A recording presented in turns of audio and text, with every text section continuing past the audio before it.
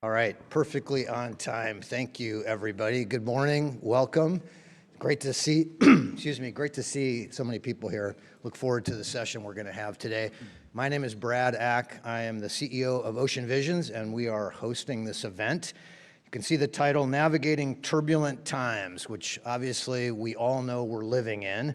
And compared with a year ago when we met here, we've actually probably gone backwards. I think everybody, at least in the United States, that's working in climate and ocean related issues would agree with that statement. And so this session is going to be about examining a little bit of those threats, but really more looking towards the opportunities. And we have some great people who are bringing points of view from other parts of the world and other arenas to talk about how we can actually meet this moment and hopefully prosper and win. So this is who we're going to hear from today, and I'll give each one of them an individual introduction so you don't have to worry about trying to read all the small print. But it's going to be organized into two different panels. The first is here, that will have three speakers besides me, and then we'll have some Q&A, and then we have a second panel. The first panel is more broad and scene setting, looking at some of the emerging opportunities in the international arena, but we're also going to hear about what's going on with the U.S. government and ocean and climate science. Then we'll have, again, as I said, a Q&A, and then we'll move into a second panel, which will be a deeper dive into the verticals that we work on, which I'm about to talk about, the 4 Rs, and practitioners from each of those verticals talking about how they're meeting this moment and what their adaptive strategies are. So that's the lineup. So first, I want to tell you a little bit about Ocean Vision, since we're the host. So we are a network of interested partners, and you can see the logos on the graphic up there. We're comprised of scientific institutions, academic institutions, a number of practitioner organizations. We have international representation from Canada and Italy and the UK. We're just in the process of adding the Korean Institute of Ocean Sciences and Technology as a partner. So this network is really focused on the intersection of the ocean and the climate crisis. And it is one interlocked crisis. It's really inseparable. If you work on oceans and ocean health and ocean conservation, you can't avoid the reality that climate disruption is the biggest threat facing the ocean. And if you work on climate and not the ocean, you really shouldn't be ignoring the ocean, because it plays an enormous role in the overall regulation of the global climate, the stability of the climate, and holds great potential for a number of climate solutions, climate mitigation solutions. So this is who Ocean Visions is, and I want to just tell you quickly about our agenda, because it really sets the stage for the rest of the event. So again, we believe that the two overwhelming stresses to the ocean are coming from the buildup of carbon and other greenhouse gases in the atmosphere, and that is too much heat and too much acid. So we're driving inordinate quantities, just unfathomable quantities of heat into the ocean on a second-by-second basis. It's been calculated to be equivalent to about 5 to 6 atomic bombs the size of those that went off in Second World War going into the ocean. Heat energy of that size going into the ocean anybody want to guess? Every second of every minute of every hour of every day. That's the excess heat. That's what we call the energy imbalance on the planet. There's no way the energy imbalance stops until we stop trapping heat. And there's only one way to stop trapping heat, and there's a couple ways. The most durable is to reduce the blanket of greenhouse gases. Secondly, you can obviously reflect sunlight and reduce heat. But those are, beyond that, there's not a lot of ways to deal with this problem. So we have what we call the 4R agenda to try to deal with this, this set of issues, these stressors that are coming into our ocean. It's an expanded agenda. The first R is reduce, and that is the absolute imperative that we have to reduce our overall emissions, societal emissions of CO2, methane, et cetera, nitrous oxide. We can look to the ocean to be able to carry some of that burden. We're going to hear today about marine renewable energy. That's one of the most obvious ways the ocean can contribute to reducing overall carbon emissions, but there's more. There are enormous potential benefits from blue foods. There's a lot of people working on that, especially plant-based blue foods, which have the lowest possible carbon footprint, that could replace high carbon intensive foods from other sectors. But also bioproducts. There's really a lot of interesting possibility for using, again, ocean biomass to replace plastics and other carbon-intensive bioproducts. So that's REDUCE. We have just launched our program in this area. The program lead, Nikhil Nilakantan, is here in the audience. Be happy to talk to you about some of the things we're working on and some of the things that we've decided not to work on in this space.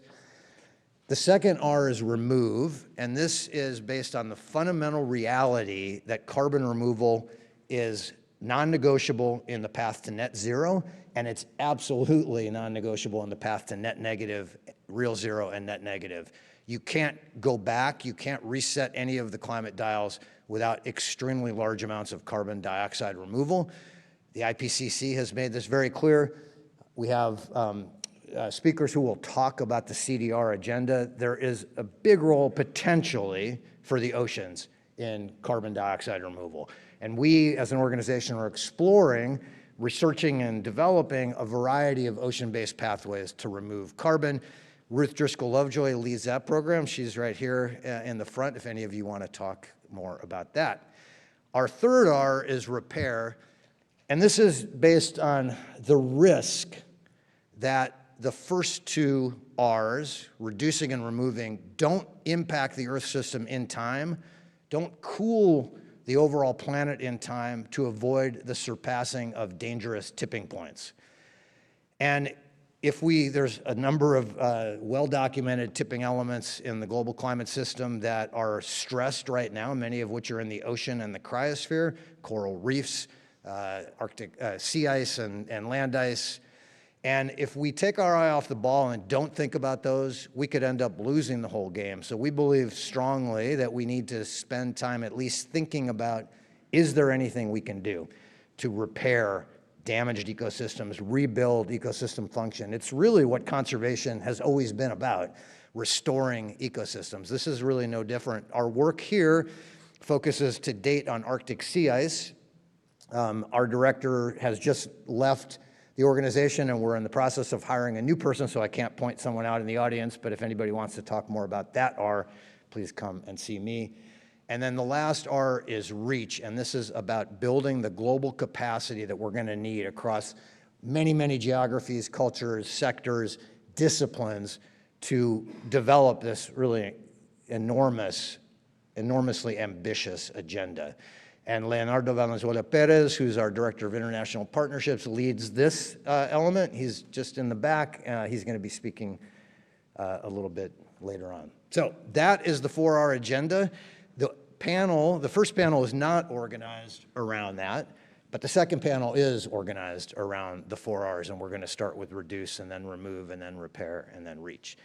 But for the first panel, we are going to take a step back and look at what are these turbulent times that we are living in and what are some of the opportunities that are emerging. Our first speaker is Corey Silverman-Roati from the Sabin Center at Columbia University. They've been a great partner with us and have done some really amazing work.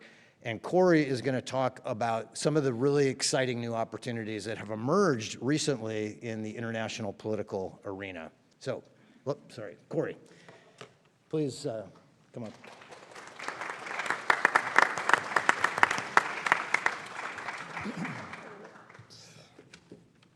Thanks, Brad, for the opportunity to speak today, and hello, everyone. As Brad mentioned, I'm at the Sabin Center for Climate Change Law, where we research the legal tools to combat climate change.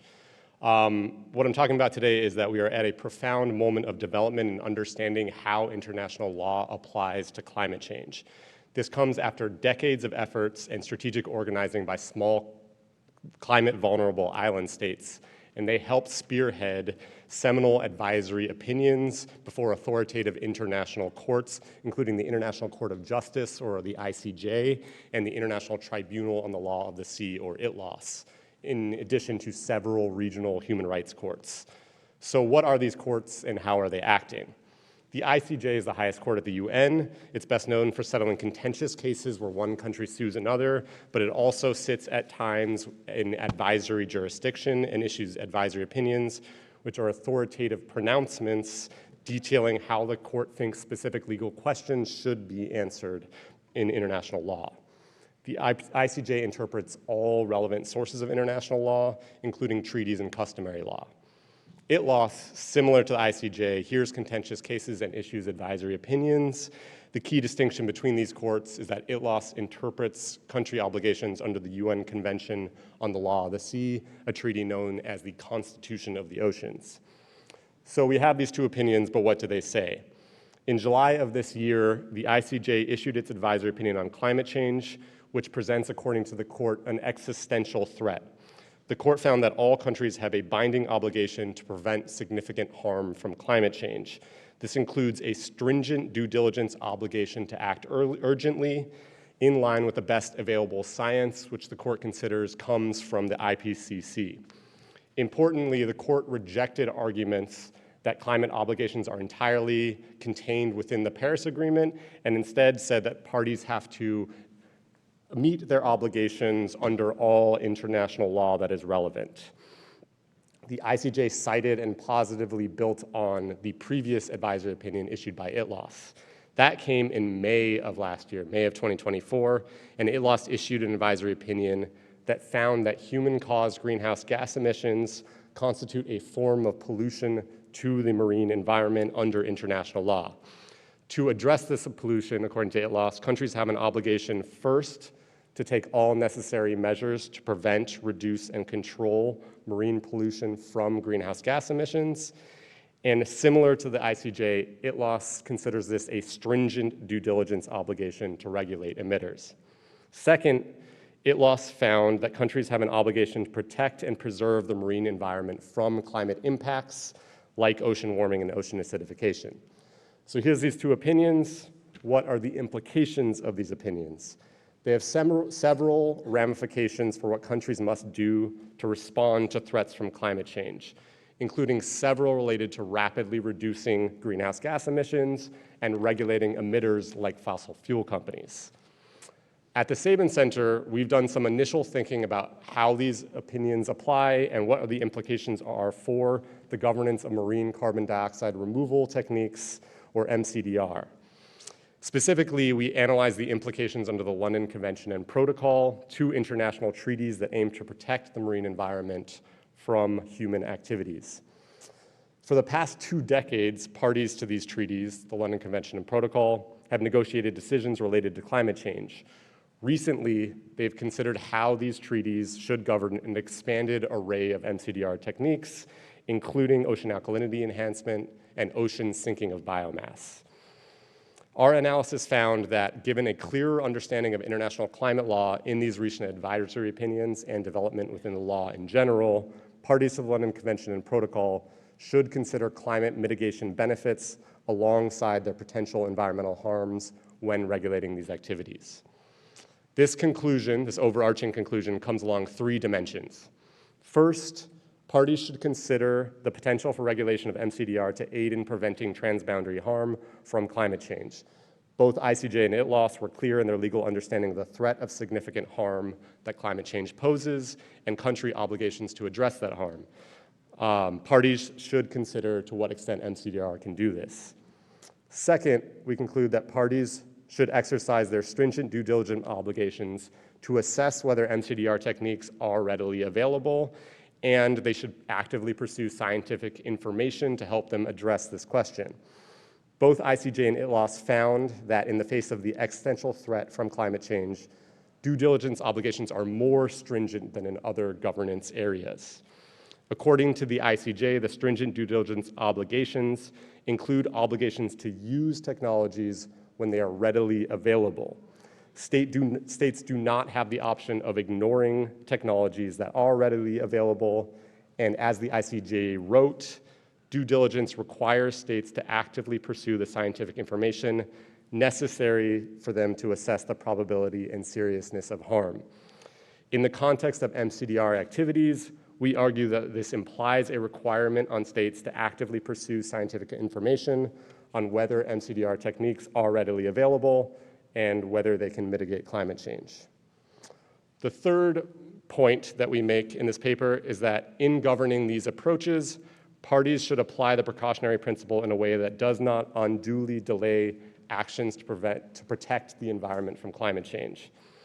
In the past decisions before the London Convention and Protocol, the parties have focused on the environmental risks of MCDR, and they concluded that given scientific uncertainty from these risks, they should restrict MCDR activities.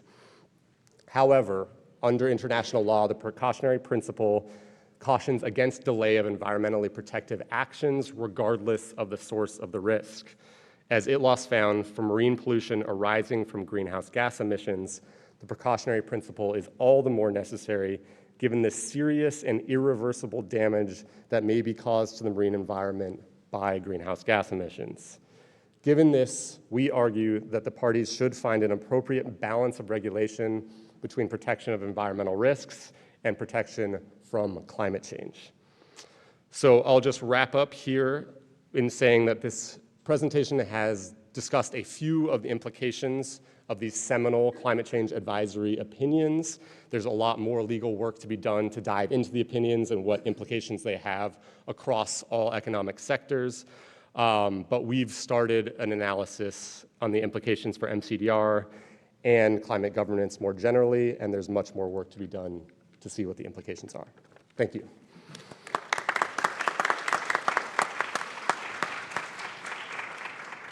Thanks, Corey. So, great to start out with some good news about progress in multilateralism and in international institutions that are still functioning to produce really timely opinions. And I know we're going to have some interesting questions about how people in this audience and elsewhere might use some of that when we get to the question and answer session.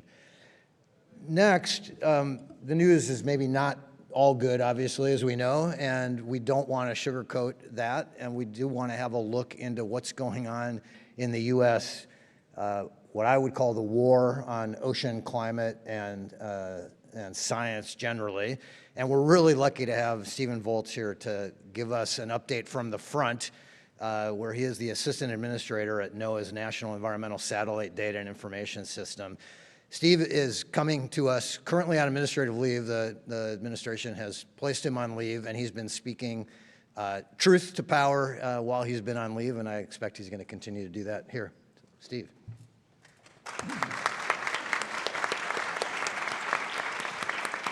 So, hello everyone. Thank you for inviting me here to talk. This is my first exposure and interaction with the Oceans Group here. I've had similar conversations with greenhouse gas coalitions, with land surface imaging groups. I come from a satellite remote sensing background, but also an overall Earth system science. So I'm going to talk about three things, sort of the system we have, the attacks on that system, and what can we do to kind of mitigate the impacts and look forward. One thing, the comment I took from the previous speaker's words were serious and irreversible damage. I think that applies not just to the environment, but to the ecosystem of research and information that we have and that we've been dealing with. And that's part of what it's not going to be a happy talk, I'm afraid. So let me talk briefly about the system that we have. The system that we have become dependent upon over generations, in fact, is federal almost entirely. Most of the research that we deal with in remote sensing the oceans, the land, the atmosphere, started as federal systems. They have in the 60s and the 70s, even going further back with weather. They've been going and developing over years, accreted over different capabilities and different functionalities over time based on where the science led and where the mission led. The system has evolved from a central focus of every agency has its own role in this. There are many agencies involved in this. The Department of Interior, NSF, NASA, NOAA, Department of Commerce, all of these different agencies have specific missions which they address, and they've addressed and grown over the years. And there are a lot of overlapping responsibilities in there, a lot of overlapping observing systems and sort of statutes that would drive it. but generally they've been interoperable and coordinated in a more or less functional way from the science basis. A lot of internal struggles about who gets what budget and the like, as we all deal with that as part of dealing with the federal government. But in general, the agencies and the departments have sort of answered the question, what can we do? Not what must we do, what should we do? What are we able to do with the information we have, with the science questions that are in front of us, with the environmental issues that we're trying to address? And we find workable solutions. So some of the outputs from this have been open data as a postulate for all of us working together. Agency-specific deliverables, which come from all the agencies we've become dependent upon. Extensive international collaborations and coordinations. The U.S. has been sort of the anchor payer for many of these international organizations that have led to a greater comprehensive understanding of the Earth. And even though as I said, we have our localized objectives, we generally have an impression of how do we work together, and we've created such things as the National Climate Assessment on a regular basis, the state of the climate, the IPCC delivered overall assessments of climate change and the like. That's been led by thousands of authors, academic, federal, private, all leading this coalition with the federal government often serving that integrative role. So again, starting with what can we do to meet the objectives and the needs? Where we now are is a different system. We are seeing an assault on the federal information and science system of the government of the United States. Going from what can we do, what minimum can I do to get away with? So it's not what can I, what must I do? And there's three ways this is attacking our system right now. It's attack on the mission, attack on the workforce, and attack on the infrastructure. They're happening all at the same time. On the mission side, we've been directed to only do what's in statute. And if you know, working with Congress and working with the way that we're authorized as agencies to do our work, there's usually a law that says, monitor the weather. It doesn't say monitor the weather with these 16 parameters and these 42 observing systems and these data products. Monitor the weather to benefit the country. So it doesn't say I should do ocean observations as part of that. Now I know if I want to know weather, I need to know what the oceans are doing. I need to know the ocean's atmosphere dynamics. I need to have buoys. I need to have floaters. I need to have a global observing system, but that's not in statute. So when I have an administration that comes in and says, show me the law that says you must make that ocean observation, I can't point to it, say, well, it's gone. And that actually is taken as, I'm going to defund that activity because you haven't shown me how it's part of your weather mission. And that's just from the NOAA perspective. We're seeing this in EPA, where the EPA has been derated and taken whole sections of the EPA out because it's a research base. That's the other side of this. If there's an operational need, it's clear what you have to do. If it's research is entirely discretionary.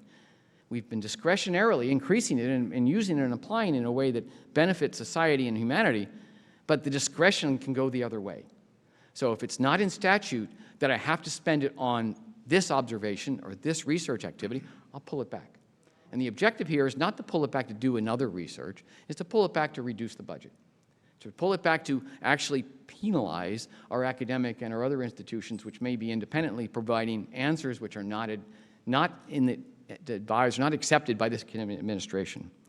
On the workforce, we've seen roughly a 20 to 25% reduction in the overall workforce across all of the science and technology organizations in the federal government through a variety of ways.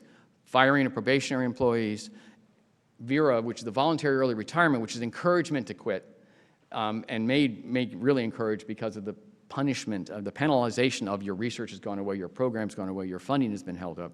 So, read the writing on the wall. And the last one being a hiring freeze from day one. So I can speak to NOAA, we're about 25% down in our organization. And these aren't the people who are ready to retire anyway. These are people between 45 and 55, for the bulk of these, who have 15 years behind them and 15 years ahead of them. The peak of their development and their active career are now off board because they saw the writing, and I don't fault any of them for taking the buyout and moving because they could see that they were going to be stifled in their activities. The last one is on infrastructure. How do you refine the mission narrowly, you take away the workforce or encourage them to quit, and then you also stifle the grants, you stifle the IT systems. One example, we were told to reduce our IT footprint by 50% in the current year. And we had systems across our organization, 100 different IT systems with 100 different programs. Cut half of those in the next 3 months. That's a way to actively pull it back and say, okay, I can't do a lot of things. So entire systems are being told shut down because you're not allowed to do this. And the contract side is review every contract. And you've seen this in DHS and in DOC. Every contract over $100,000 gets reviewed. There's nothing wrong with reviewing things, by the secretary, by the way. But it means what would have taken 5 minutes or an hour to get it out the door will take 5 weeks or 6 months. Thousands of contracts have been either terminated or delayed, thousands of grants for the same reason, because we're just reviewing them. And in reality, if they're climate grants, they were canceled. But the outcome is we have $1 billion sitting on the books at the end of the fiscal year, which we would have spent, but we can't. That's just in NOAA. Multiply that by 10 across different agencies. And where will that money go? It's probably not going to go back into those research grants come October 1st. It's likely to be rescinded. I know I'm running low on time, but the impact here is to say, if I don't see it, it doesn't exist. Cancel the observation, cancel the information. If it doesn't exist, I don't have to deal with it. So what can we do? First thing I would say is do not think about reconstructing the system that we had. That will not happen. The system that we had was not created from the ground up as the efficient way to operate, and will never be reconstructed because of the critiques we have in federal government implementation. Think about a system that is interdisciplinary, that accepts and encourages partnerships everywhere. That has been a failure of the previous system. Look for partners. You have an oceans group here. Coordinate with the fisheries group. Coordinate with the atmospherics group so you have better overlap and better interdependency. Be mission-driven and not organizational-driven. So don't advance your own objectives if there's a mission which is larger than that. And I'm sorry I'm running over time real quick.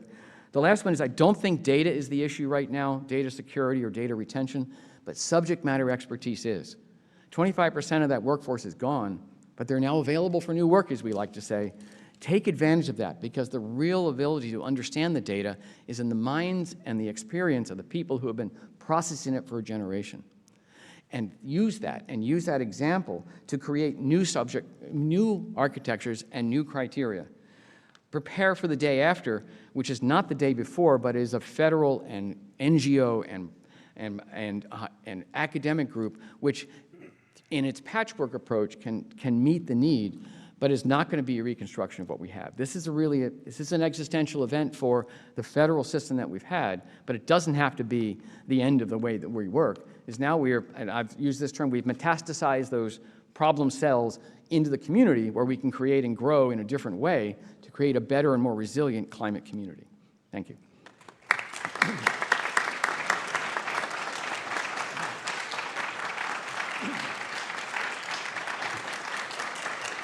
Yeah, absolutely.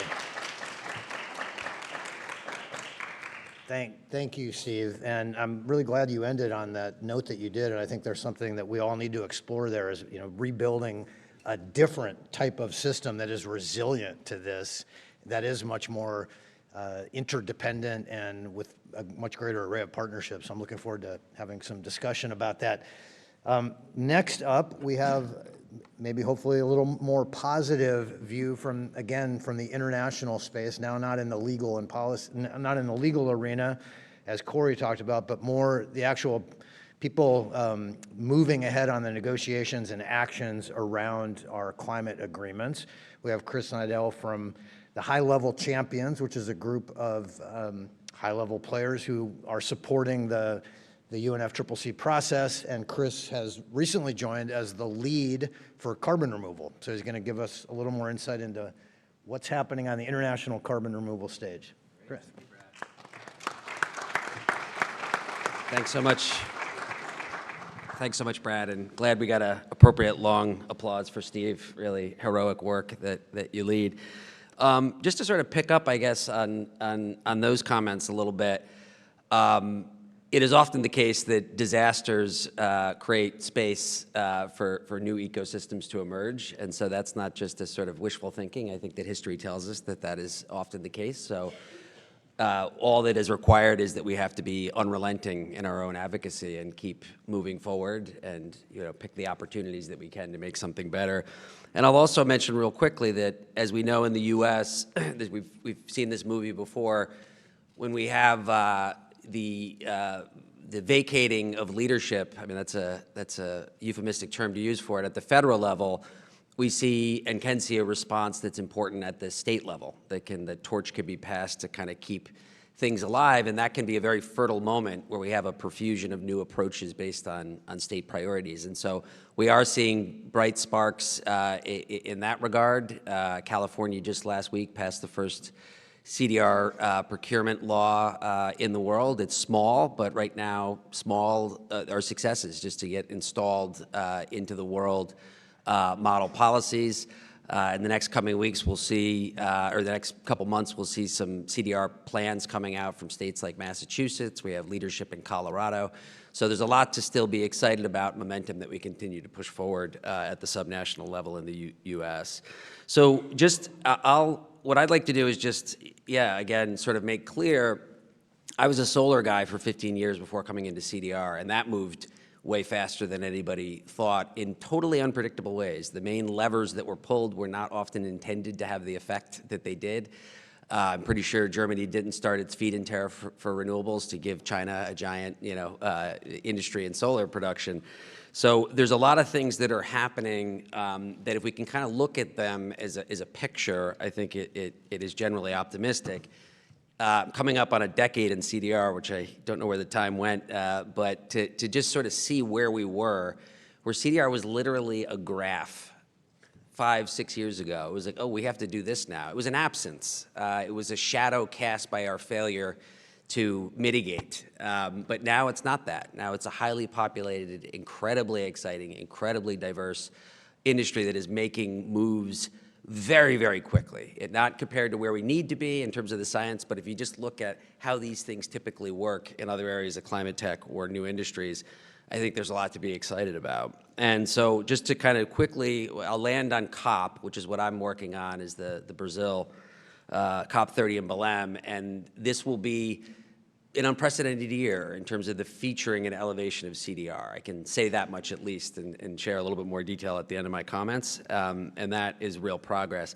But we are seeing our within the international communities, a lot of positive signs around the world as the United States obviously goes backwards.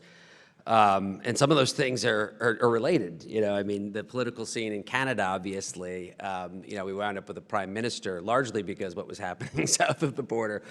And, Mark Carney is no stranger to climate action. He's a very serious player and thinker in that regard.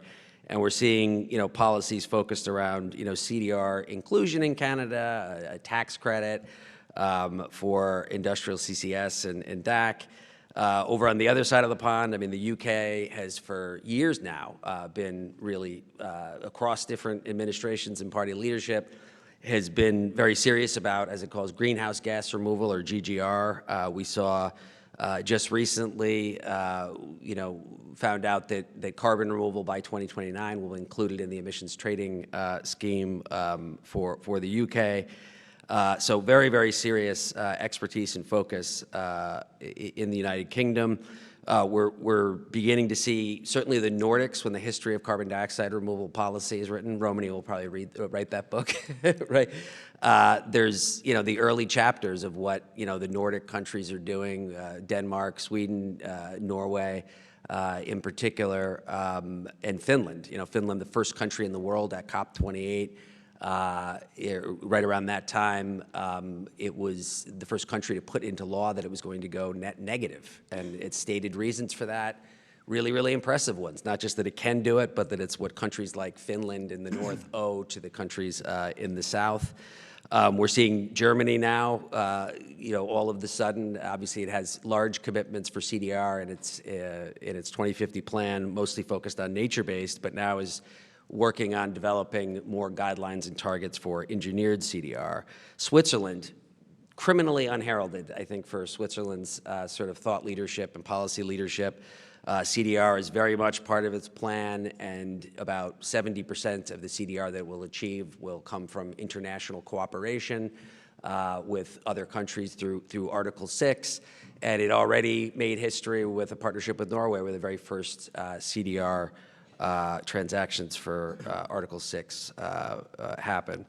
And then we also see in Japan that durable CDR, I think including blue carbon as well, is in there as part of its ETS.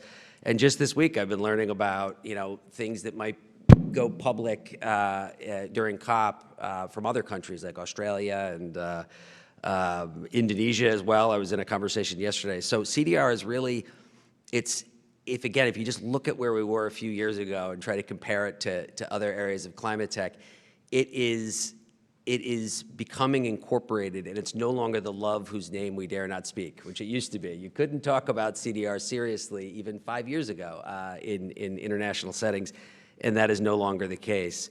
Brazil, I will end with that because that will be the country that hosts. I mean, I just must be one of these northern sort of navel gazers because I wasn't focused on Brazil prior to joining the Climate Champions when I had to, because that's where this COP is. And maybe I had in the back of my mind that obviously it's forestry, sequestration, but Brazil is one of the most sophisticated countries in the world from a policy level in terms of how it looks at CDR. It incorporated in its ETS, emissions trading scheme law, which passed last year in November, it was signed in December. CDR is included as a compliance mechanism in that, and they're not just thinking about forests. They're thinking about a range of durable forms of CDR as well. So that is really exciting, and that makes it creates a really important moment around this COP that it's hosted by a country that is very serious about CDR. And so I can't speak to exactly what will happen in negotiations around CDR. There might be some continuation from what was achieved last year in Baku, where there was some important, inclusion to determinations around CDRs in the PACM and in the Article 6. This year, there are a couple of things that might continue to advance that, but one of the things that's extremely important is the non-negotiated part of COP, which is large. These are kind of agreements and partnerships and big news that are announced during the COP. And we will have carbon dioxide removal for the first time ever included formally in parts of the action agenda around difficult-to-abate emissions and around agriculture. And I wish it was a week or 2 weeks from right now because I could tell you more, but we're going to shoot for the fences for this in terms of getting actually real, big voluntary commitments between state actors. One very exciting initiative, which I can't tell you about, is in the works. But importantly, hopefully what it does is it creates a foundation where CDR, there's an expectation now that CDR will be advanced and talked about and moved forward through the COP process, which was not the case before. We've made step changes each year over the last 5 years. And what I think is as we go into what will likely be an Australian, although it's not yet COP and COP 31, with that foundation installed as of this year, I think we're in a really, really good position to really make marine CDR a major focal point for our collective advocacy. And with that, I will get off the stage. But thank you very much, everybody.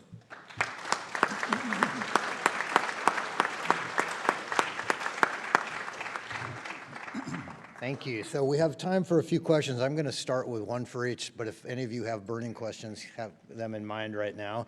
I'll start with Chris.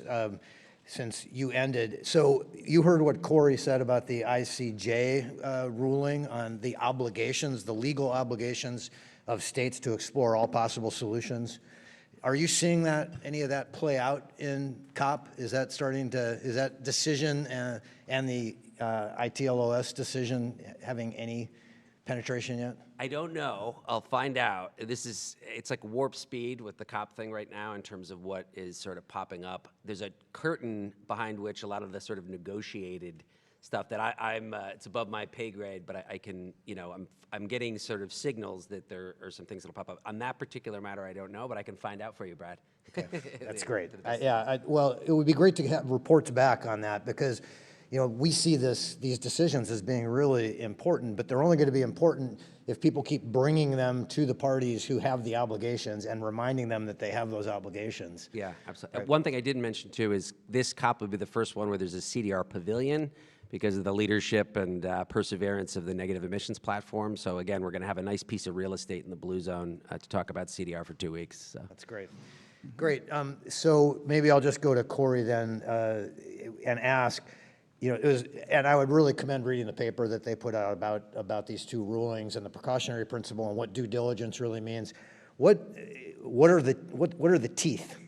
What's the teeth to this? Can it be used? How can it be used? How can it be used by people here? Yeah, I think that's always the question with international law.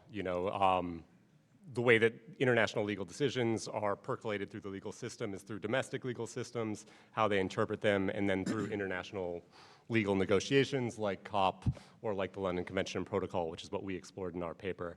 So really it's less in like a domestic context around issuing an injunction and like a court order that you have to do something, and more around persuasion.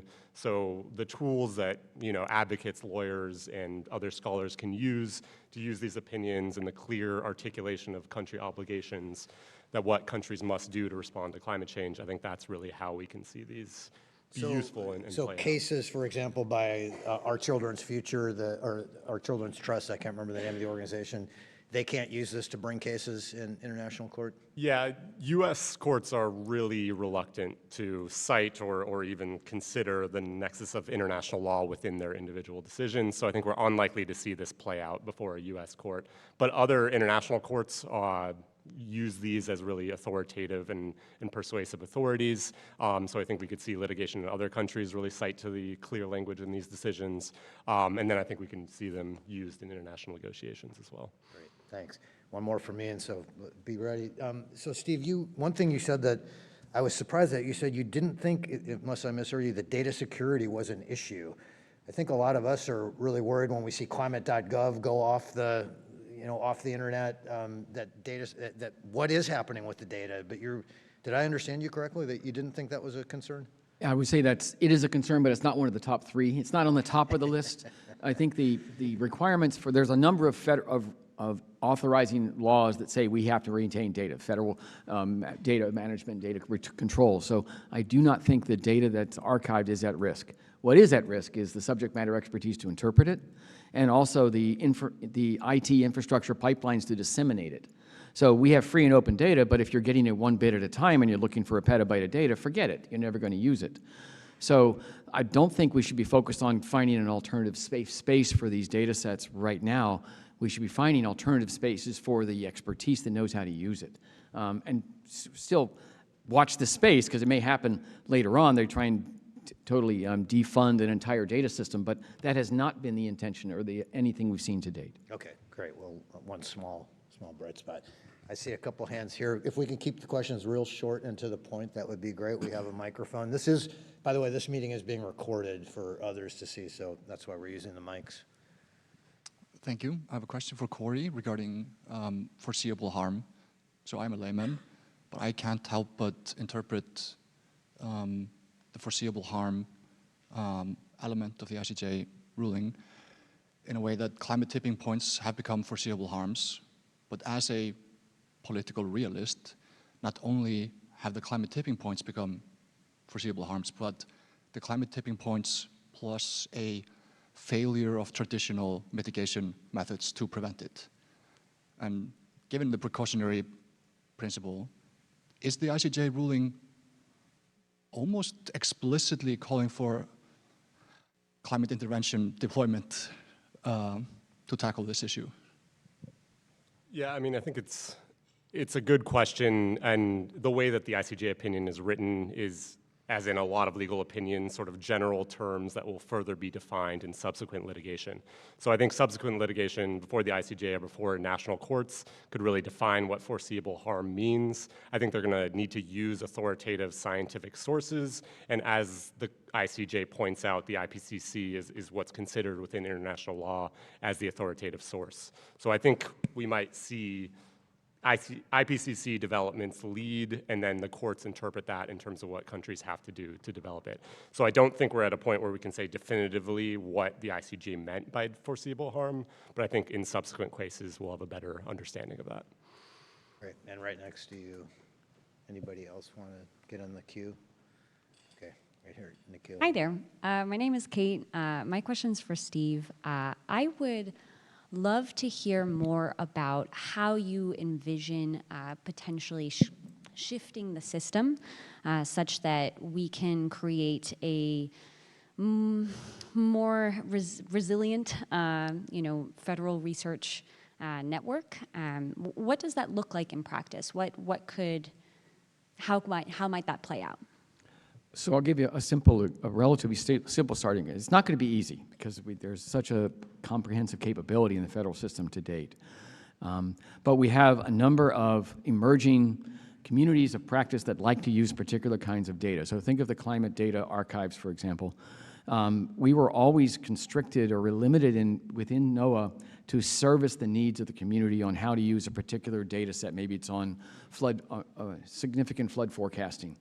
But there was an actual need for it. So we would have interest from the reinsurance industry to do some research, to develop how we can use these data sets to improve forecasting and insurance regulation or insurance planning, or communities trying to do development. So it would be a question of things like Climate Central or Climate.us or some of these other ones which take a piece of the individual data set that has a demonstrable market that is a user base already, and create a network where you have a federal service which provides the raw data and the level 0, level 1 data, as we say, but then a intermediary which has that subject matter expertise to create that into a climate enterprise community that would service a particular, maybe it's regional, maybe it's statewide, or we going through state climatologists like, or maybe it's even broader than that, and then set up a network that way.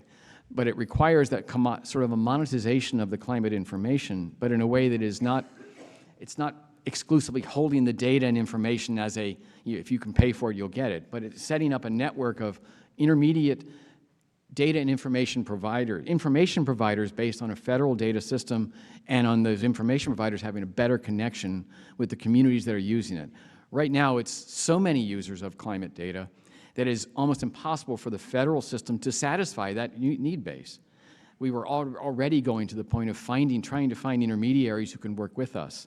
So it is a distribution of the overall system, but I think thematically based and sort of user based, which can then create this network of multiple different smaller groups that work together. And the challenge will be not just finding those groups, but also making sure they work together in some kind of harmonious way so you don't silo the data, so that in the lessons learned that you can bring that back up.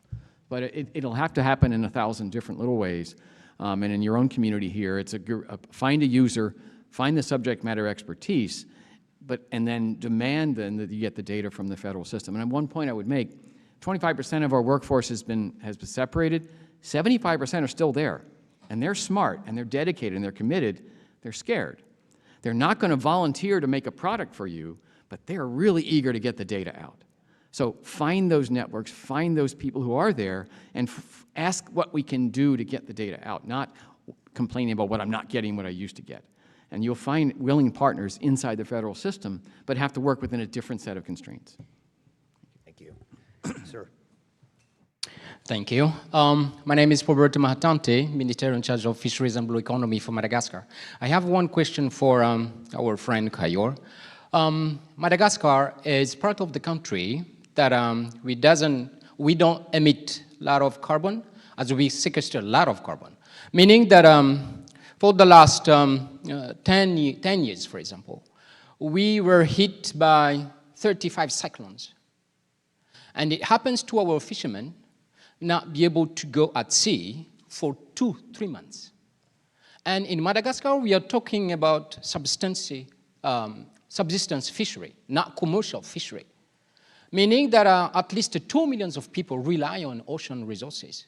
So talking about these new opportunities in the, in the legal, environmental, framework. So the idea, my question now is, whom should we knock on the door, or do you have any advice, like who are the organizations or the institutions that we could knock on the door when it comes to addressing the impacts of the climate change in our country? Thank you. Yeah, thanks for that question, and I don't know that I'm the perfect person to answer that. There's a lot of experts in terms of where you should go for advocacy. I think Brad or Leo within Ocean Visions could really help you with where to turn there. I will say that like the way that international law develops is often through pressure within organizations, within countries, and that pressure, that bottom-up pressure that leads to national governments and then the way they negotiate on the international stage. So it's not a matter of, individual countries coming from the top and just what the leaders say. Often it's through that bottom-up pressure.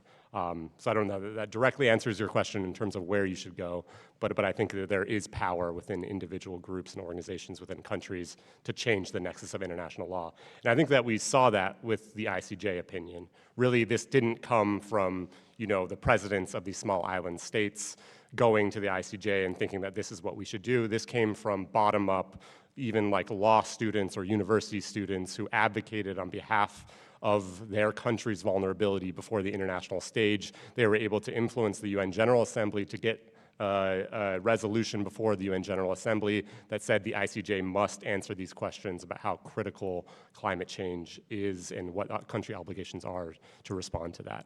So I think we can see that bottom-up type change happen in the international arena. Maybe one more question. And then we're going to move to the second panel. Sorry. Thank you. Cut it short. Claire from HSBC here. Really interesting discussion so far. I'm just keen to get your views on, what's the role of finance in this? And I think it's a sort of two-pronged approach, both in the protection, but also in the acceleration of remediation efforts. So keen to get your views on what good looks like, how we can really help support. Let me take a crack at that one, and then maybe Chris, you want to. Look, I mean, we are financing enormous risk, and we're ignoring it. It is not on the sheets. Somebody talked about the foreseeable harm from tipping points, and we are financing work that is leading to that. So we've got to figure out a way to make finance take full calculus of the risks involved and have transparency and disclosure about that. I know there's a lot of work that's going on around that. Not my area, but I do feel like that's part of the answer to your question. Yeah, not my area at all, but I agree with what you just said. I can also just say is that within the action agenda for COP this year, there are several distinct, what they call key objectives that are focused on this very thing. There's about 6 or 7 that are related to finance. One is finance and restoration. My job is to try to sprinkle a little bit of CDR and make sure that that's understood within it, but it's definitely, there will be a lot of play around these very issues in Belém, for sure.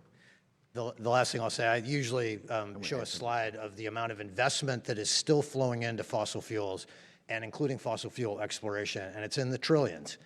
And that's a crime. We should not be financing new capacity in fossil fuels. There should be some sort of a way that the public opines on what the big banks are doing in that regard. And so maybe you have some suggestions for us. One comment I would say too is avoid the image, the fallacy that there's one big solution. Yeah. And finance can look at micro solutions and multiple. Think of micro loans and what benefits that had to local communities.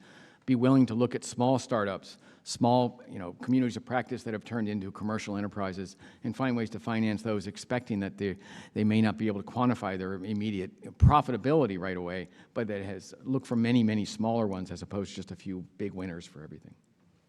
All right, please join me in thanking this panel.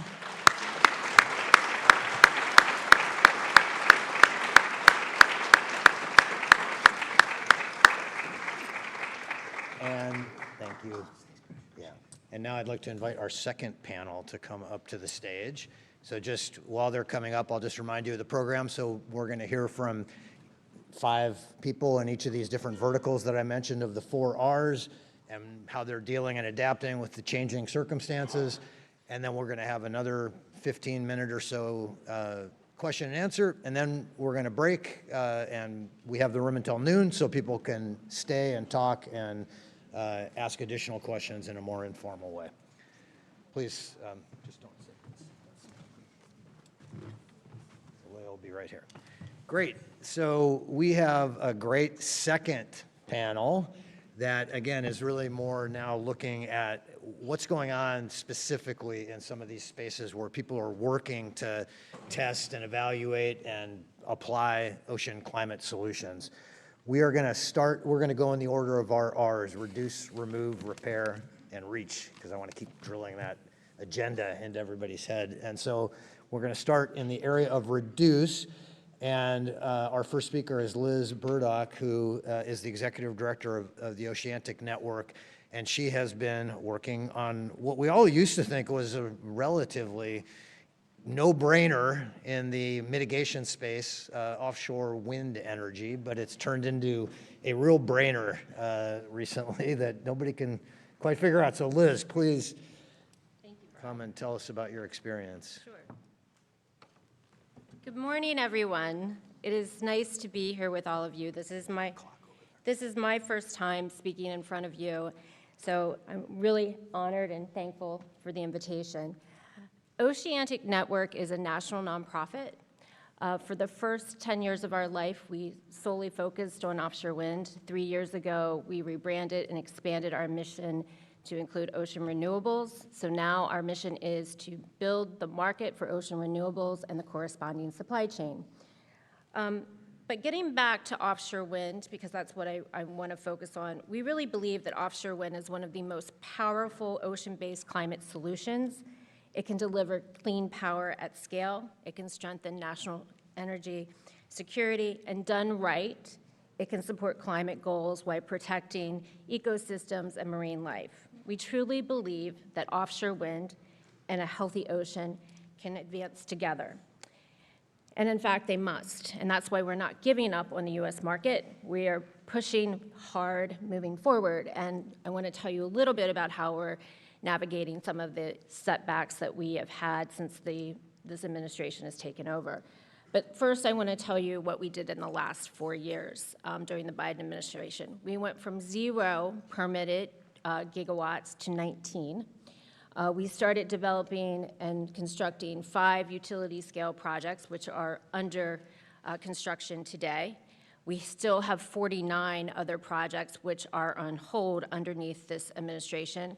Our state demand grew to over 100 gigawatts. We had $25 billion invested in supply chain, and that contributes to 83 gigawatts of global installed capacity. So that's what the offshore wind market looks like nationally and globally. So how are we navigating some of these headwinds? Well, court challenges. That was one of the first things we did. Oceanic, as an organization, entered into a court challenge with ACE New York and 19 states' attorneys to to dispute the President's January 20th presidential memorandum on offshore wind and wind in general. We were successful yesterday. Hopefully you all saw the ruling from the DC court. This is one of our first wins. We think we're also going to be successful in the other lawsuit that we started, but Revolution Wind is now back at work. It's 80% constructed, as you all know. One of the ironic things about this lawsuit is we've had the best press month that we could have ever had. I mean, it's amazing. You try to get your story out, talk about what all the benefits of your technology are, and you're just talking into the wind, it seems like sometimes, pardon the pun. But we had media coverage on the benefits of offshore wind, the low price of offshore wind. It's the Revolution price is 98 cents a kilowatt hour. The thousands of jobs that have been created, the 40-state supply chain that exists within the offshore wind industry now, red states, blue states, the reliability of offshore wind, that it is baseload capacity. And so, we couldn't have done a better job. Fishermen now working and supporting the project. So it has been a really good thing, ironically, as I said, to really get out those benefits. We started, as I said, over a decade ago, and some of the things that we did that I think some climate-based technologies should really take, a lesson from is that we said, we put out what the market potential size was, and then we went and engaged the supply chain to advocate for the industry, to go to the states, to go to the federal government, to say, we want this. We want to do this because jobs are here and we want the economic benefit. So we created what we called a supply chain registry, where we identified all the products and services that exist within an offshore wind project, down from siting and permitting, construction installation to O&M. And this is a free registry where companies express their interest in working in the offshore wind sector. And that's now grown to over 5,000 companies across the country that are now advocates for offshore wind. We also tracked the US offshore wind market, each project and all the supply chain contracts that were given underneath each project. So we can now say specifically what the economic benefits are from each one of those projects, and those suppliers are now going to the Hill. Those suppliers are now calling their member of Congress. Those suppliers are now talking to their governors and other representatives and saying, you cannot have these projects stopped. They must go forward. So you really need to own the narrative. Some of the things that we really screwed up on is we let misinformation and disinformation get ahead of us. We didn't own that narrative, and we should have. Luckily, we've had Rev to help us get ahead of the narrative now, but we need to keep really making sure that we stay in front of that on a good communication strategy. The other thing is our governors have been amazing to us through the last 8 years, 10 years of really getting this industry started. You have to support your governors. You have to go and you have to talk to them. Heard about the legislation that's coming out, California, Massachusetts, Colorado. Go talk to those governors, talk to the legislatures, make sure that you're building champions in the state, because it will pay dividends. Thank you.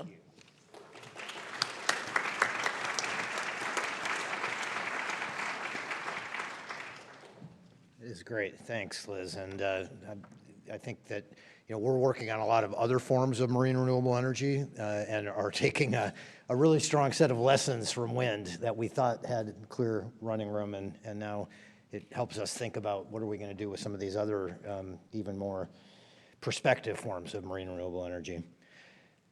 Next up, we're going to turn to the second R of remove and invite Ben Rubin, who's the Executive Director of the Carbon Business Council, to tell us a little bit about how the sector is adapting and reacting to this new moment in time. And there's some hopeful stories.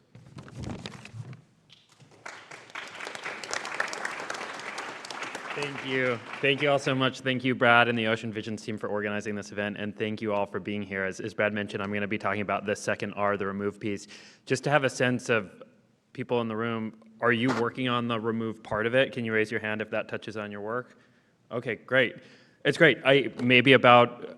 It works out in the proportions of what the Ocean Visions team outlined, that removal is one part of the ocean conversation, but obviously other folks in the room are working on the other pieces, and we're talking about an interrelated part of the puzzle here. So I'm specifically going to be talking a little bit about carbon removal and where MCDR fits into that equation and some of the headwinds and tailwinds within that. Doing so in a couple of minutes is a tall order, and so an open invitation for ongoing dialogue on this and the networking session of anything that was missing or anything that takes a deeper dive as we're talking about it.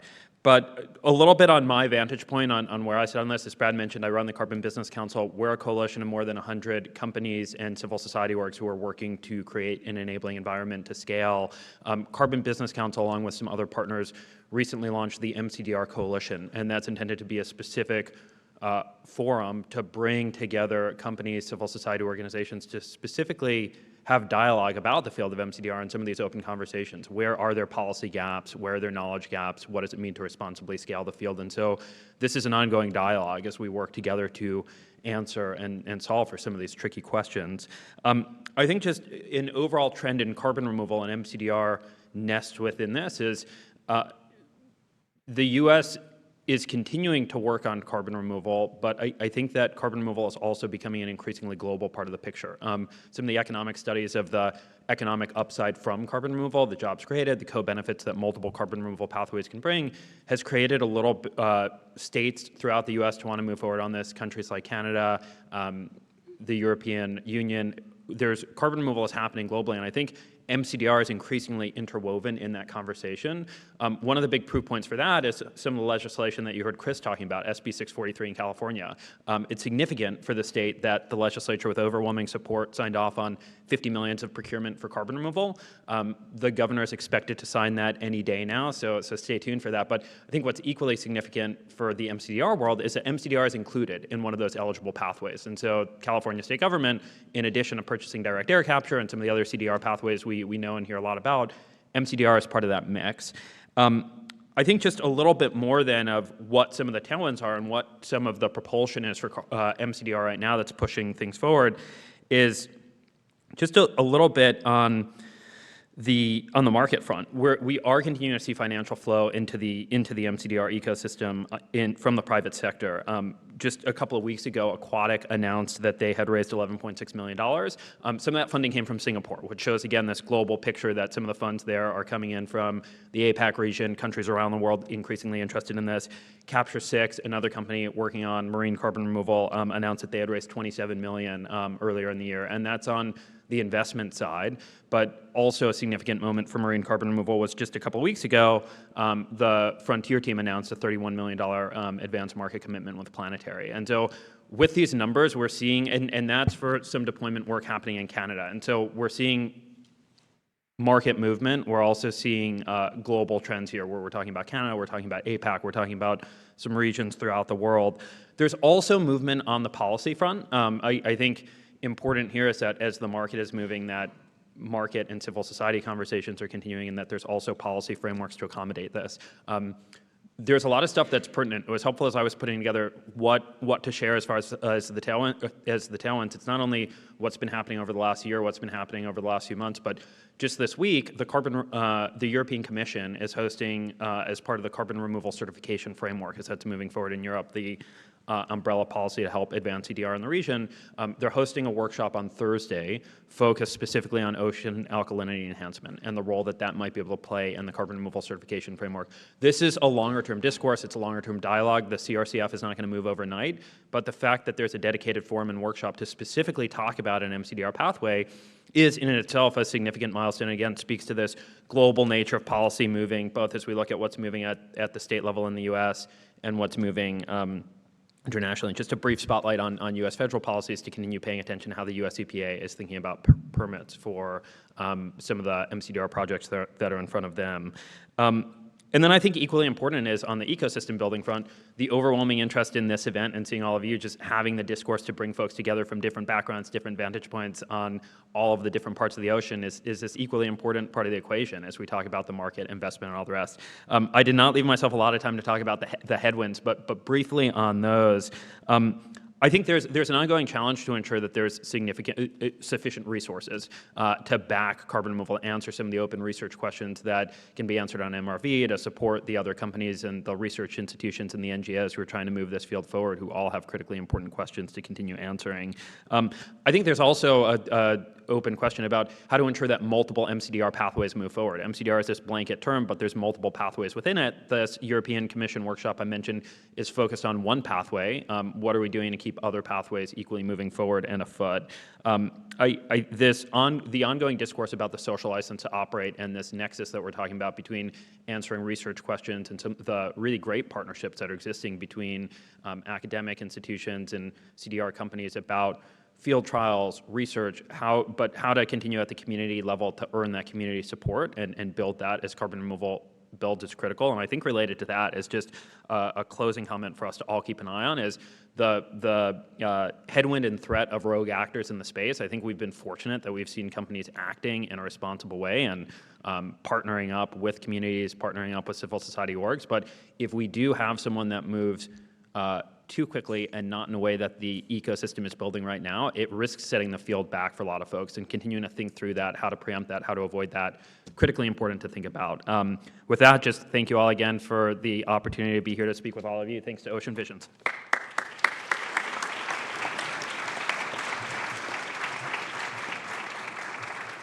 Thank you, Ben. I'll be interested in your thoughts at the question and answer about how the International Court of Justice ruling might affect the ability to advocate for carbon removal in your sector. Now we're going to turn to the third R, which is repair. Just to refresh your memory, this is all about making sure that we don't pass critical tipping points and lose vital organs, if you will, of the Earth system while we're trying to rebalance heat throughout the planet and turn down the heat. We have two speakers. The first is Mark Symes, who's coming to us from the UK, where he leads the global cooling program of ARIA, the Advanced Research and Intervention Agency, which is like our ARPA in the US. And they have had an RFP recently to move federal money, government money into this space. And so I think they're the first government in the world, you can correct me if I'm wrong, that has done that. We have just followed on their footsteps with a much smaller RFP. We have a $2 million RFP out around Arctic sea ice restoration. And so I'm really excited to hear your thoughts on the field in general and what the UK is doing to lead the way. Mark.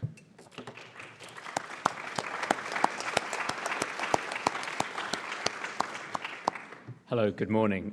Thank you, Brad, and thank you all for turning out to hear me talk a bit today about the work that ARIA are doing. So ARIA is, as Brad said, a UK government funding agency, and we were established in early 2023. More about ARIA and how ARIA operates in a moment, as it's pertinent to how this program was stood up. But firstly, for the avoidance of any doubt, ARIA, myself, the UK government, everyone believes that decarbonisation and CDR are essential and that these are the only long-term sustainable way to mitigate climate risks. But we have to acknowledge that our trajectory is not the one that we would choose, and we also have to acknowledge that this puts us at serious risk of triggering a number of tipping points in the immediate future. This includes the melting of large ice sheets, the dieback of coral reefs, and things like that.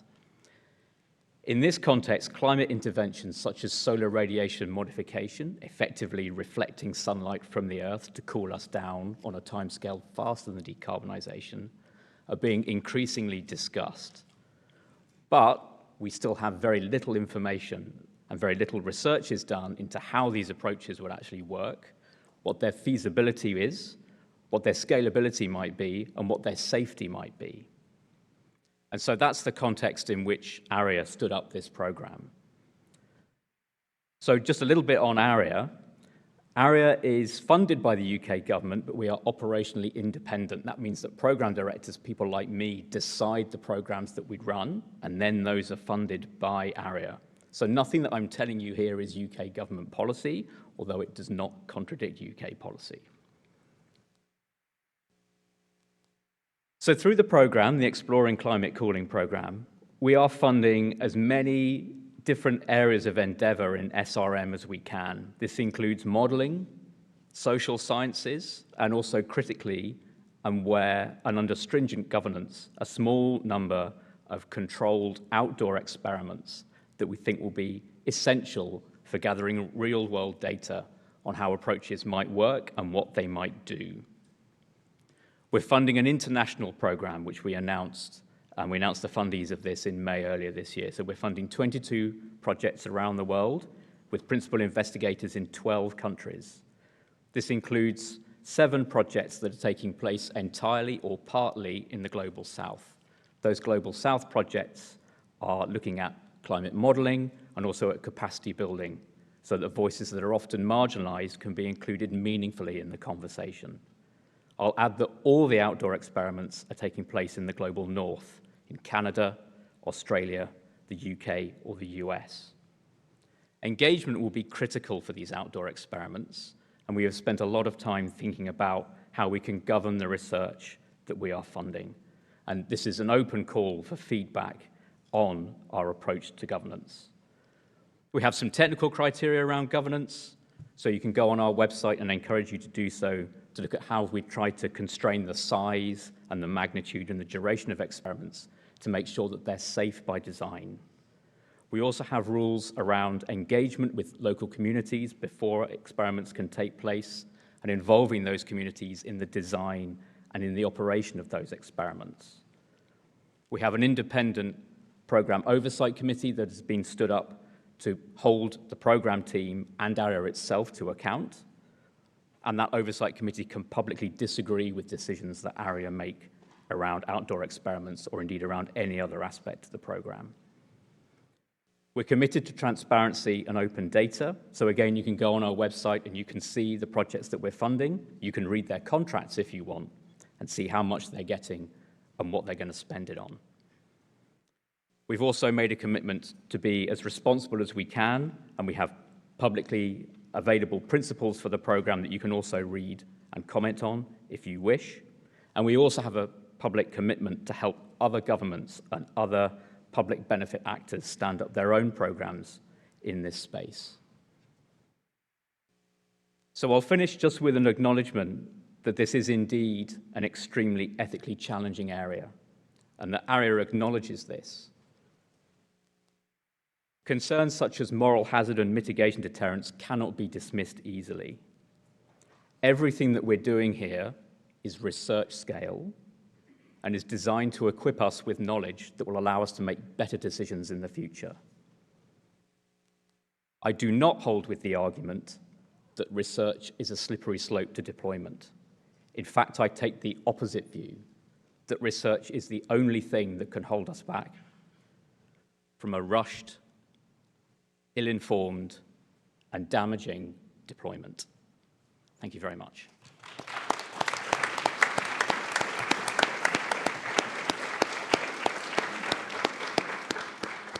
Thank you so much. That was an excellent outline, and I'm sure there are going to be interesting questions. The second speaker related to the area of repair comes to us from the Great Barrier Reef, Anna Marsden, who is the managing director of the Great Barrier Reef Foundation.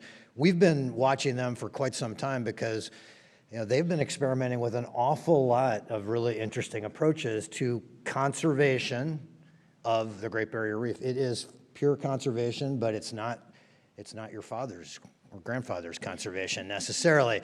And before Anna comes up, I just want to point out she was just named one of the 50 sustainability leaders by Forbes.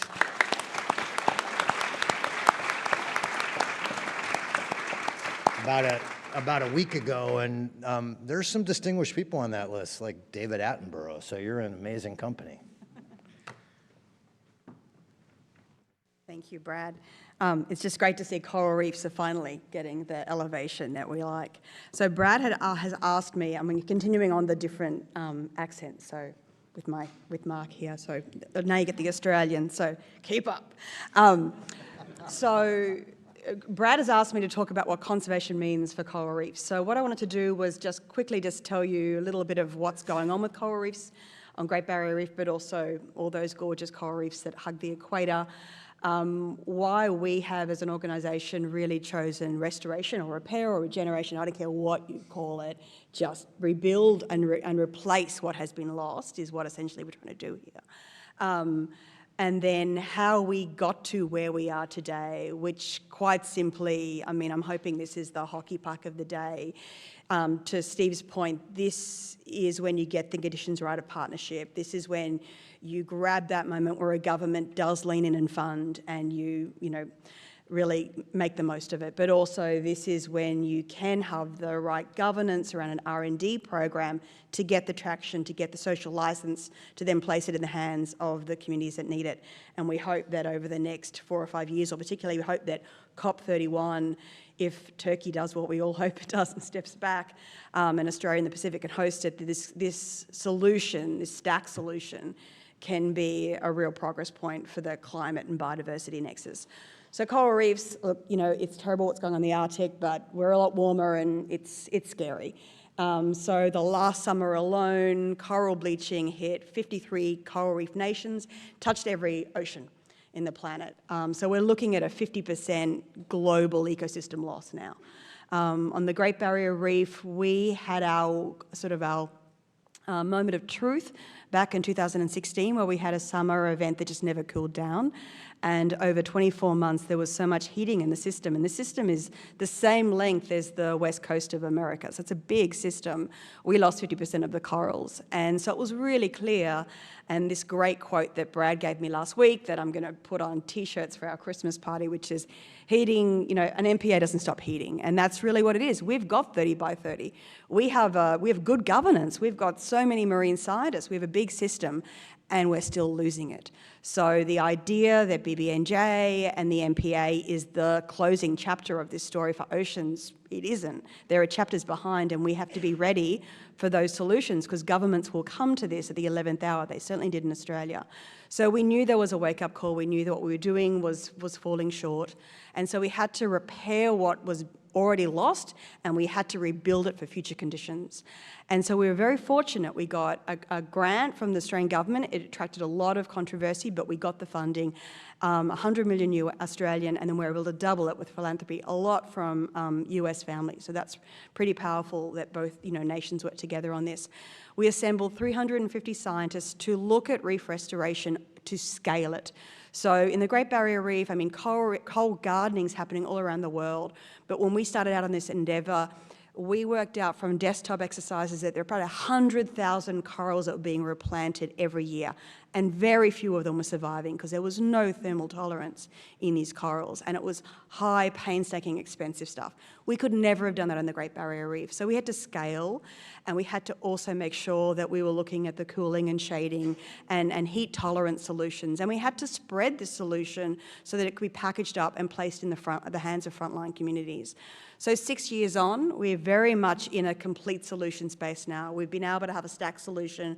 We can now deploy millions of baby corals. Rather than going from a fragment, we use coral IVF, so do it from the seeding point. We're able to see some natural thermal tolerance, and we've got a new program we're standing up now to meet that natural tolerance with some enhanced tolerance. We're able to deploy these baby corals in a way that is highly mechanized, high production. We've had the McLaren Formula One team helping us increase that throughput and bring that price down. So you don't need a person, you don't need a diver. You can throw these baby corals in a ceramic cradle off the side of a boat. So a single one of these reef seeds that look like basically a shipping container on a beach, completely off the grid, can deploy more corals in the entire global coral gardening effort. And we can place these all around the world. So we've got our first one being deployed on the Great Barrier Reef this spawning season coming up. We've got another 4 going across the Pacific. This will be the face of restoration. This is like you look after your own backyard, in this idea where you've got this local approach, the world's best science, packaged up in a consolidated, amplified way that's sustainable and placed in the hands of the front line. To get there, we've had to not reinvent the wheel. We've had to go, well, we're not the first to ever think about repair and restore. Terrestrial's been doing it forever, so we've had to bring in there and park our egos. We've had to bring engineers in there, and we've had to also acknowledge traditional knowledge. There's a lot of traditional custodians in Australia who've been looking after oceans for a long time. So it's a super powerful point to be at right now, and we're hoping that this is a glimmer of hope because when it comes to coral reefs, climate's the perpetrator and biodiversity is the victim. So we sit at that nexus. And if we do nothing, if we all leave and have a great party and that's it, I hate why people say 2050 because it makes it seem like it's forever. In 25 years, we will have 10% of the world's remaining corals, and most of those will be in aquariums. So this is a lifeline. This is not a cure. The cure is what's going on in UNGA and all these rooms and what the previous panel and some of my colleagues are doing. We are finding a treatment to keep corals alive, in some ways demonstrate that corals can live with climate change. So exciting stuff. Thank you.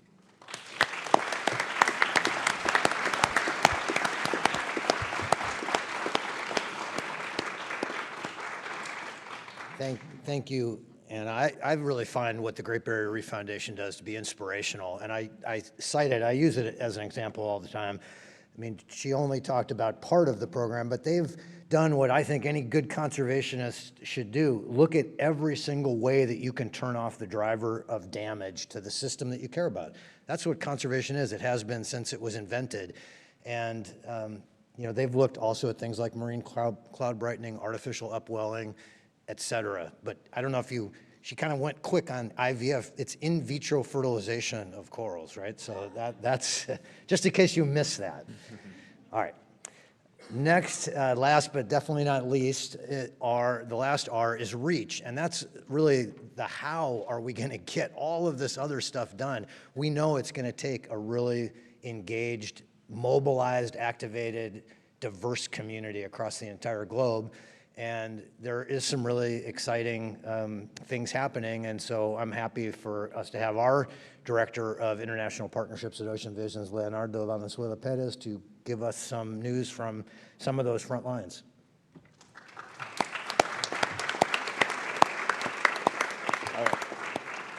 Thank you, Brad. And I will add to the strange accents with my Chilean, partly influenced by Australian time, but I hope you can understand what I'm about to tell you. So REACH is this program where we are responding really to a big question, which is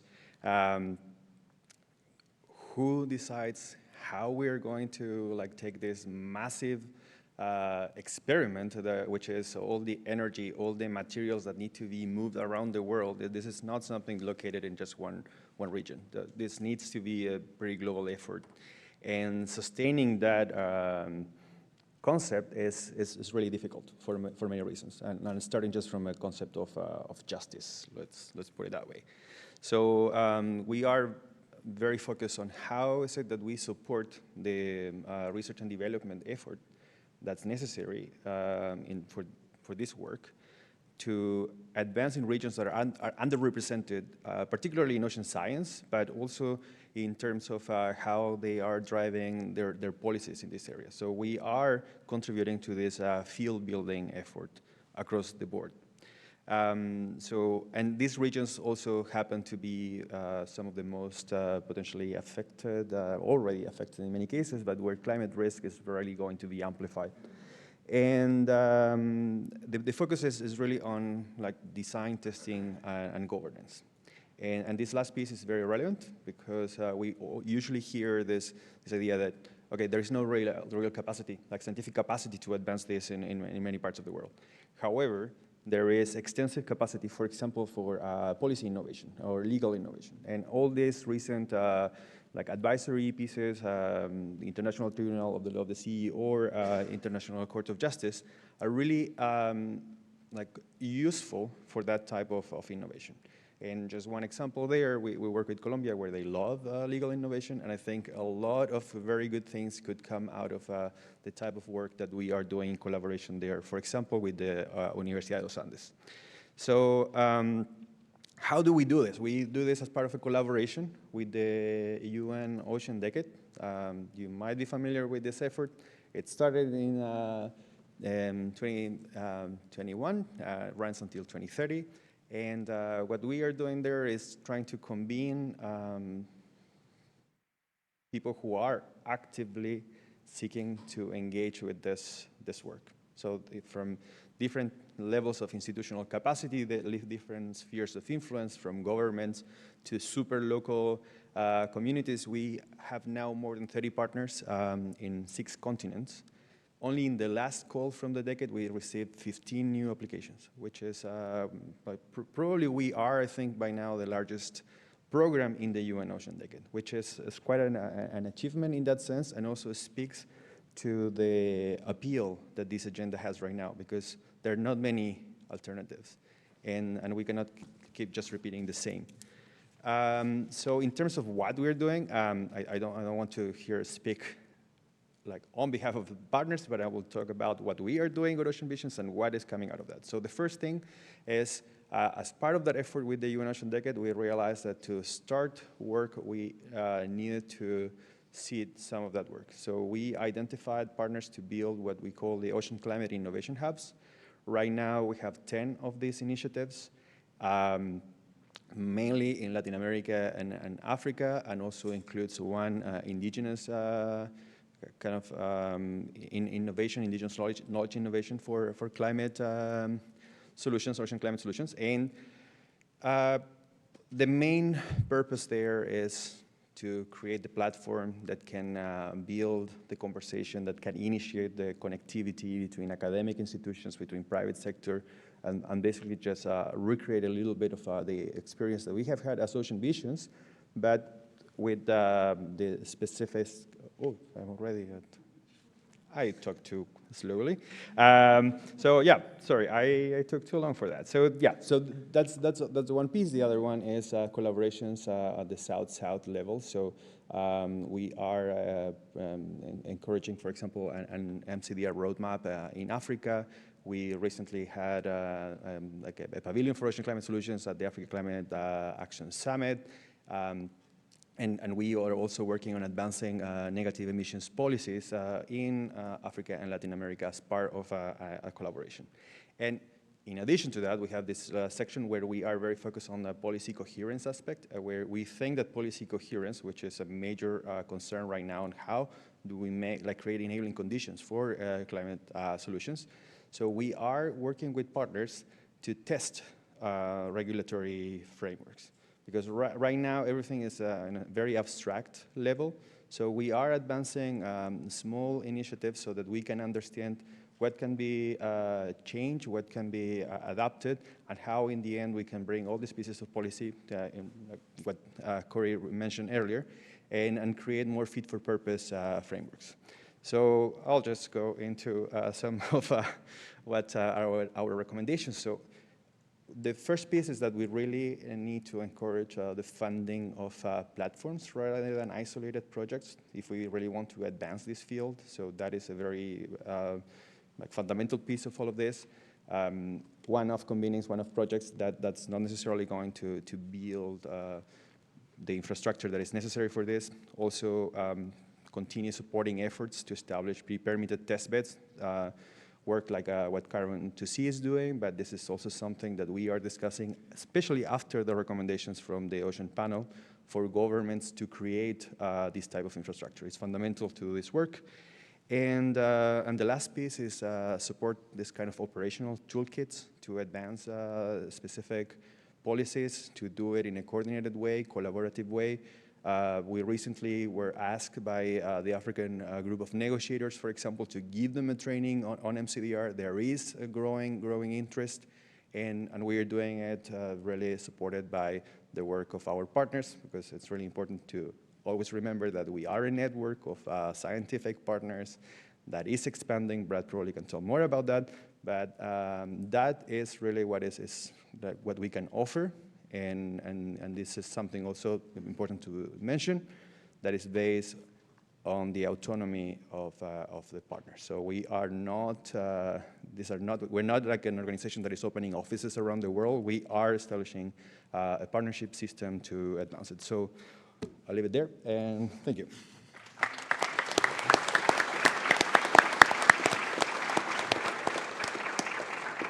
Excellent, thank you. I just want to highlight something Leo said, that in the Ocean Decade, there are programs that represent themes, and the program that he's talking about and leads is called the Global Ecosystem for Ocean Solutions. So it's all about the kind of work we've talked about today. And projects that come into the decade identify with some program that represents what they want to work on. And so being the largest program in the decade means that there's a self-selection of people around the world who are interested in these topics. And I think that's an energizing statistic. We have 15 minutes, and I'm going to open it back up to the audience. We have 2 mics, I believe. And so, yes, back here. Let's somebody, we'll come back to you if we have time. It's over here as well with Ken. And please try to make your questions short and direct them to somebody. Absolutely. Thank you all so much. My question is for Anna, and you are charged with a big task of protecting a global resource, an iconic resource that many people around the world identify with. And I imagine that there's a lot of romanticization and potentially pushback with interventions. So my question is, what has your engagement effort looked like? What has some of that pushback potentially been? And how do you address communities that feel very involved with the protection of this resource? It's a fantastic question. To be honest, we haven't had the pushback we had anticipated from communities. And we've really relied on data along the way to do a lot of consumer insights and ground community insights to understand the social license that we're operating in. Brad spoke about, we started with 14 sub-programs of possible things that could help make coral reef stronger. And some of those are long games, and some of those, we hope we never have to even really seriously consider that. Like, we don't want to be shooting salt up to the sky and playing with clouds. We don't, but we may get to a future where we do. So we know that there's shifting baselines of social licenses in this space, but science, it's not a quick solution, so you've got to start working on some of these things. But we were surprised at how ready the audience and the community is on restoration. And particularly in the Pacific, there's recently been a consensus statement from every single leader of every single Pacific nation saying, we need coral reef restoration. So that's not our headwind. Our headwind is the regulatory environment. So we are an MPA, we're a marine protected area, we've got a very comfortable, well-funded marine park authority that through the whole 6 years that we've been running this program that we call RRAP, Reef Restoration Adaptation Program, has, while they've been engaged, have been sitting back almost going, this is interesting, not realizing, no, in the end this comes to you. And so the challenge that we've still got is the only way you can get a permit to restore a coral reef is either as a research program, so to test out something, or that the coral reef is so damaged that it's almost at last rites. And so there, we cannot deliver this at the scale that we want right now, even though that the public are sort of crying for it. So we've had to work through government instruments to look at governance and basically present a new, I guess, the next era of what a reef restoration effort looks like, so that the government has the big stick and has to drag the regulatory environment into this. But it is tricky, and so the reason why our current program expands into the Pacific is it's easier to deploy in the Pacific. And in some ways, we may have to embarrass the Australian government and say, we're doing reef restoration next door that you funded because you have too many roadblocks. I hope that helps. That's very interesting answer. So it's not a lack of community support, it's a lack of the regulatory body being willing to support. Great question. Ken.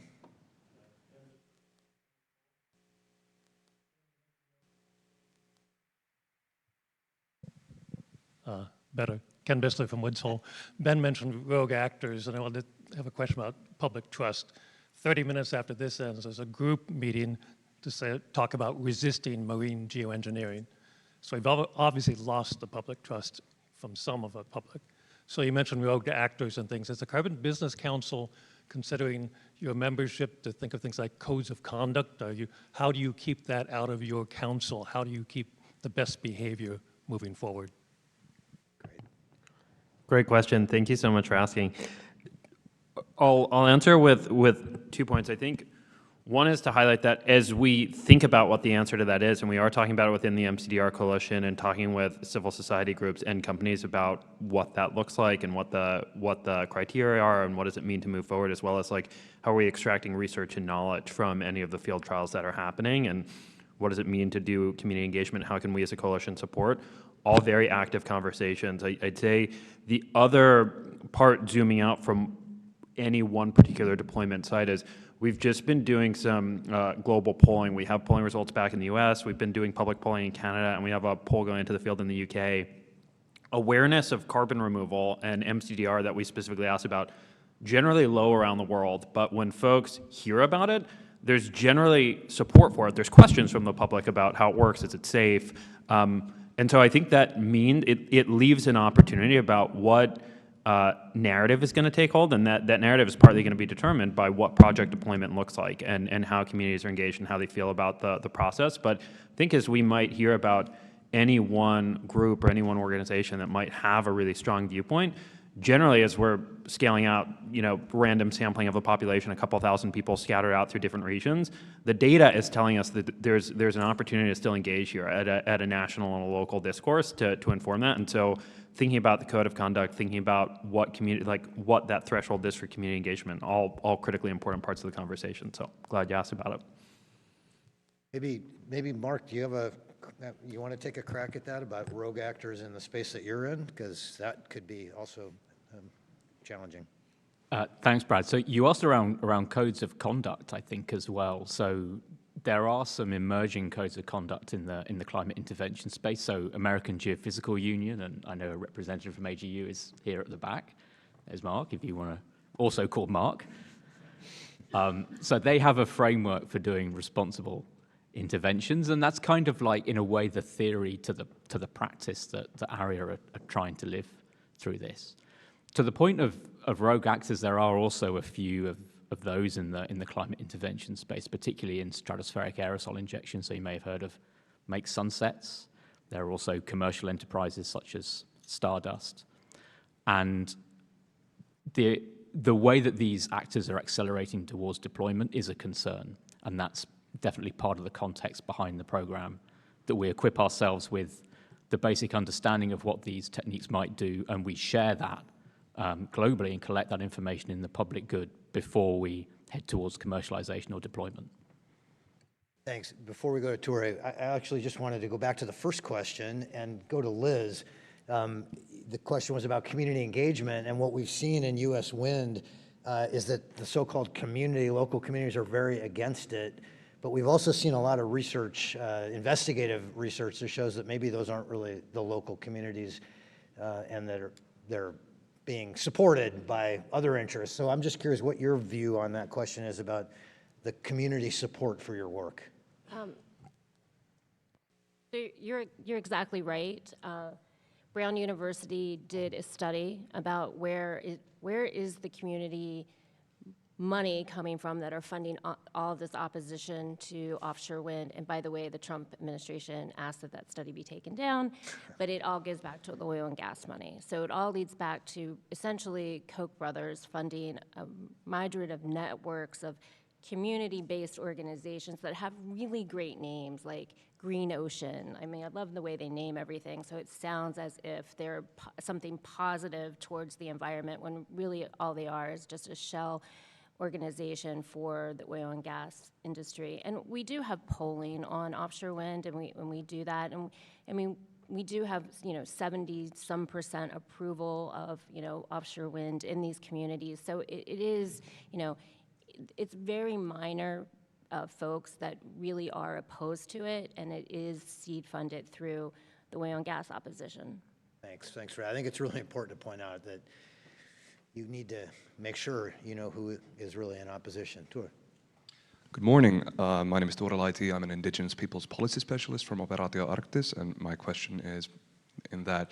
So a lot of you are talking about engagement with local communities, and a group that gets often folded into local communities mistakenly is Indigenous peoples. The rights landscape for Indigenous peoples is significantly different from gaining consent from the local municipality. There's rights and a different rights framework, treaty rights, and so on. So my question is an open one to everyone on the panel. In your work, what does that difference look like in engagement with local communities versus engagement with Indigenous peoples' political institutions? Thank you. Who wants to take that? I can jump in if you like. It's paramount to our work. And it was very early on that I was informed by a really well-regarded elder that their sea country is essentially where they put their kin to rest. So the whole concept of restoring corals or pulling living corals is like grave robbing. And so the idea that scientists would go in there on country without permission of First Nations people and just take corals, take them somewhere else to a different country, because in Australia, every Indigenous group is considered its own nation, and on the Great Barrier Reef, there's 72 different traditional owner groups. So to take it to a different country, play with it, and then return it to that country. So we've had First Nations people across the entire governance landscape. We have a sub-program which is about engagement and training, and we step at the pace that traditional and contemporary knowledge can step together at. And I do think it's a powerful example of what can be done, and we're making great progress. Anybody else want to? So both of you. Thank you for the question. So ARIA plans to fund 2 outdoor experiments in locations that have Indigenous populations. So we will be funding Daniel Harrison, who's part of the Reef Restoration and Adaptation Program, working in sea country, as Anna has said. And also, we plan to fund some sea ice thickening studies in the Canadian North in Nunavut. We are committed to upholding Indigenous rights, and the reason that we have chosen to fund both those teams is their track record of upholding Indigenous rights and including Indigenous researchers in the work that they're doing. And we'll be paying very close attention to that as the projects proceed. Ben? Yeah, thanks so much. I'm really glad you brought up that question. Wanted to flag an initiative that the Carbon Business Council is a part of with a couple of other partners, the Indigenous Greenhouse Gas Removal Coalition, as well as Building Tribal Leadership in Carbon Removal, and the Institute for Responsible Carbon Removal out of American University, to focus on this exact topic of what does carbon removal engagement and deployment potentially look like on tribal lands. It's mainly been focused on U.S. tribes, although there's been some engagement in Canada and some other regions as well. What we've found as part of some of the early process and some of the tribal engagement work we've been doing is that there's been an appetite for capacity building as far as some tribes and First Nations wanting to know, what are the questions they should be asking to project developers who might be approaching them about deployment? What are the risks? What are the benefits? What else do they need to know? And we're currently mapping out what kind of resources might be most helpful to provide to tribes. The idea being, open source resources built out with academic partners. So it's an active initiative. It's very much in a open phase right now where if folks have any thoughts or input on that, or as well as any of the points that Ken brought up again through the MCDR Coalition or overall CDR efforts, open invitation for dialogue, feedback, and thoughts on any of it. But thank you for the question. If I could also just jump in on that. When we get our market back, which is completely stalled now, but we will do more tribal capacity building, tribal nation capacity building. That is one area that I do think we were deficient in those last 4 years. Not to say that BOEM, the Bureau of Ocean Energy Management, and the developers haven't had a separate engagement strategy with the tribal nations, because they have, and a dialogue that went really well. But we did identify that they always don't know what questions to ask. So that is a really important key piece of this, is getting their capacity up so that they know what questions to ask, so that they become the trusted voice within that community. Great. Well, we are at time. We did promise to end at 11:15. Looks like we have one, make this short, and then we're going to end and have a period of time to chat over here and make sure that we don't waste any food, because we hate food waste. So I have a question for Anna. When you look at the issues in reef damage, bleaching, can you split how much of that is coming from temperature versus coastal water pollution? And then the second question is, when you look at restoration efforts, the pros seem pretty obvious. Are there cons? And then finally, in terms of scaling up, restoration, what does it look like? That's 3 questions. How about I just do the first one? So there's a triple threat on the Great Barrier Reef. So we have. We've always had a crown-of-thorn starfish that just is like our rat.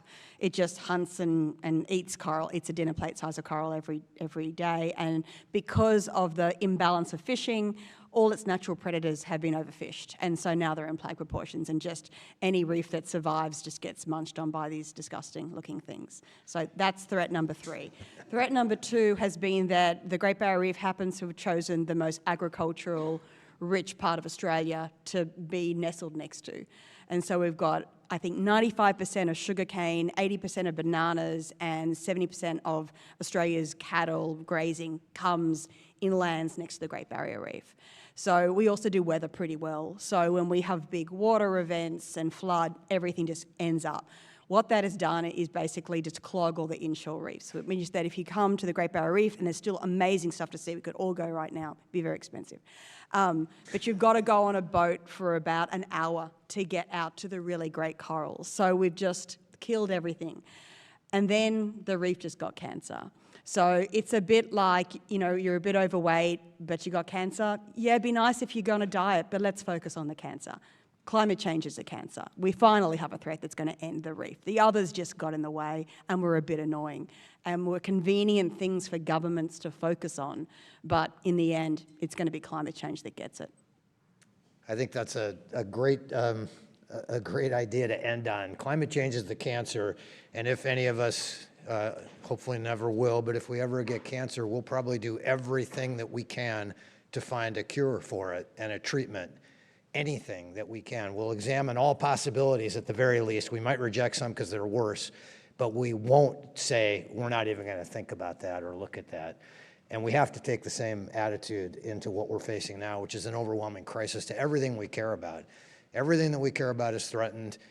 We're not living in normal times anymore, and it requires us rising to the occasion in so many fronts. So thank you all for being here. Please do join me for a donut over here, and welcome our panel.